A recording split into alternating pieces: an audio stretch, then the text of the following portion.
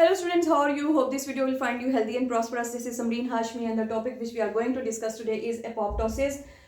In this lecture we go for the definition of apoptosis, its mechanism and its advantages. So let's we start our lecture.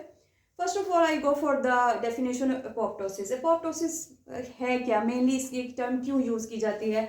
Apoptosis is the program cell death. अब program cell death का क्या मतलब है कि कोई भी cell अगर वो डैमेज है, इन्फेक्टेड है या अगर वो कोई भी सेल अगर डेफिनेट सी बात है अगर वो प्रोड्यूस किया गया है तो उसको डेथ भी अंडरगो करना होगी।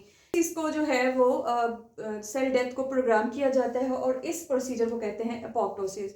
इसका मैकेनिज्म हम देखते हैं। सबसे पहले हम देखते हैं कि एक नॉर्मल सेल है, डेफिनेट सी बात है, एक नॉर्मल सेल प्रोड्यूस किया गया है। उसके बाद आफ्टर सर्टेन लिमिट क्या होता है, एपोप्टोसिस अंडरगो करता है। वो अंडरगो कैसे करेगा कि इसके अंदर जो है सबसे पहले साइटोस्केलेटन जो है वो ब्रेक डाउन उसकी स्टार्ट हो जाएगी। और ये साइटोस्केलेटन की ब्रेक डाउन कैसे होती है, स्पेसिफिक एंजाइम्स प्रेजेंट होते हैं साइटोप्लाज्म में जो कि साइटोस्केलेटन की ब्रेक डाउन करते हैं। साइटोस्केलेटन की जब ब्रेक डाउन हो जाती है तो सेल श्रिंक करना शुरू हो जाता है। सेल श्रिंक करना शुरू होता है। इसके अलावा जो डीएनए मटेरियल है वो कंडेंस होना शुरू हो जाता है या क्रोमेटिन मटेरियल जो है वो कंडेंस होना शुरू हो जाता है और finally nuclear envelope break down हो जाती है। फाइनली जब न्यूक्लियर इनवेलप ब्रेक डाउन हो जाती है तो डिस्क्रीट क्रोमेटिन बॉडीज बन जाती हैं जो कि तमाम साइटोप्लाज्म में स्कैटर्ड होती हैं like this. Okay, after that birds बनना शुरू होते हैं। सेल मेम्ब्रेन जो है वो बर्ड्स बनाना शुरू होती है इस तरह से। इन बर्ड्स को हम कहते हैं blebs. So this is called as blebs formation. Blebs बनना शुरू हो जाते हैं, ये बर्ड्स बनना शुरू हो जाते हैं। फाइनली जो ब्लेब्स हैं वो शेड ऑफ हो जाते हैं, अलग हो जाते हैं। इनको हम कहते हैं एपोप्टोटिक बॉडीज लाइक दिस।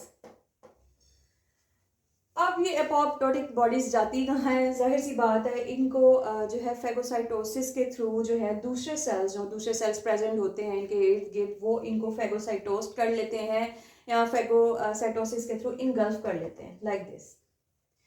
सो इस तरीके से जो है एपोप्टोसिस को जो है वो कंप्लीट किया जाता है या सेल डेथ को प्रोग्राम किया जाता है इस तरीके से। अब डेली बेसिस पे अगर हम इवन ह्यूमंस में देखें तो 50 से 70 बिलियन सेल्स जो हैं इन ह्यूमंस डेली बेसिस पे वो एपोप्टोसिस अंडरगो करते हैं। अब हम इसके एडवांटेजेस देखते हैं, इसकी सिग्निफिकेंस देखते हैं कि ये क्यों इम्पोर्टेंट है।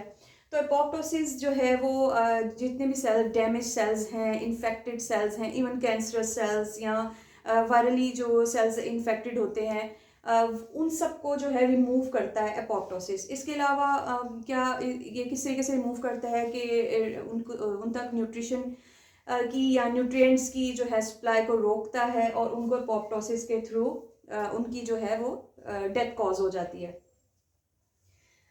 इसके अलावा एपोप्टोसिस की एक इम्पोर्टेंस जो बहुत ज़्यादा इम्पोर्टेंट है ड्यूरिंग डेवलपमेंट ये है कि जब एक जो बहुत इम्पोर्टेंट रोल एपोप्टोसिस का है वो डेवलपमेंट में है during the formation of fingers.